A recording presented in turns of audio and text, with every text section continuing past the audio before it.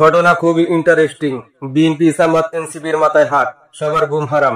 যারা এতদিন বলেছিল শেখ হাসিনা আবার আসবে, বাংলাদেশে ফিরবে, মনে হচ্ছে ঘটনা সত্যির দিকেই যাচ্ছে।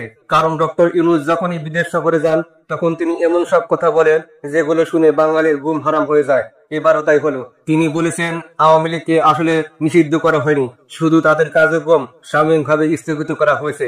এমনকি দলীয় নিবন্ধন বাতিল করা হয়নি, মানে যে কোনো সময় এই কার্যক্রম আবার চালু হতে পারে। এখন প্রশ্ন, সেই সময়টা কখন? তিনি তো বলেননি আগামী সরকারের সময় হবে, তিনি বলেছেন যে কোনো সময়, মানে তার সরকারের সময়ই হতে পারে। আরেকটা ব্যাপার হচ্ছে, তিনি বলছেন আওয়ামী লীগের নির্বাচনে অংশগ্রহণের বিষয়টা পুরোপুরি নির্বাচন কমিশনের এখতিয়ার। এখন বাকি যারা বড় বড় কথা বলছেন তাদের জন্য খারাপ খবর, কোন দল নির্বাচনে যাবে সেটা ঠিক করবে নির্বাচন কমিশন। ডক্টর ইউনূস আরো বলেছেন আওয়ামী লীগের লাখ লাখ সমর্থক আছে, তবে আসলেই কোটি কোটি সমর্থক আছে, এটা উনি না মানলেও বাস্তবতা এটাই। তবে এই সমর্থকেরা ভোট দিতে পারবে, কিন্তু প্রতীক ছাড়া।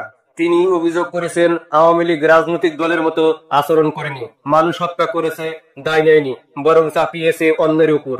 এই বক্তব্যের পর এখন অনেকেই ডক্টর ইউনূসকে গালি দিচ্ছেন, লানত দিচ্ছেন। এখন প্রশ্ন আসে, ডক্টর ইউনূস হঠাৎ করে কেন এমন কথা বললেন? আসলে কি ভয় পাচ্ছেন, নাকি তলে তলে কোন সেটেলমেন্ট হয়ে যাচ্ছে? ভয় যে তিনি পান সেটা তো আমরা আগেই দেখেছি। আওয়ামী লীগ সরকারের আমলে লাস্টের দিকে ট্যাক্সের টাকা নিয়ে তিনি সমস্যায় পড়েছিলেন। আর জুলাই অভ্যুত্থানের সময়ও অনেকে বলছে তিনি পূর্ব পরিকল্পিত একটা পার্ট ছিলেন। আপনাদের হয়তো মনে আছে সরকার পতন হয়েছিল ৫ তারিখে, কিন্তু ৪ তারিখেই সাদিক কায়েম আর নাহিদ ইসলামের সাক্ষাৎকারে বের হয়ে এসেছে আগস্টের শুরু থেকে তারা ডক্টর ইউনূসকে অফার দিচ্ছিলেন রাষ্ট্রপ্রধান হবেন কিনা।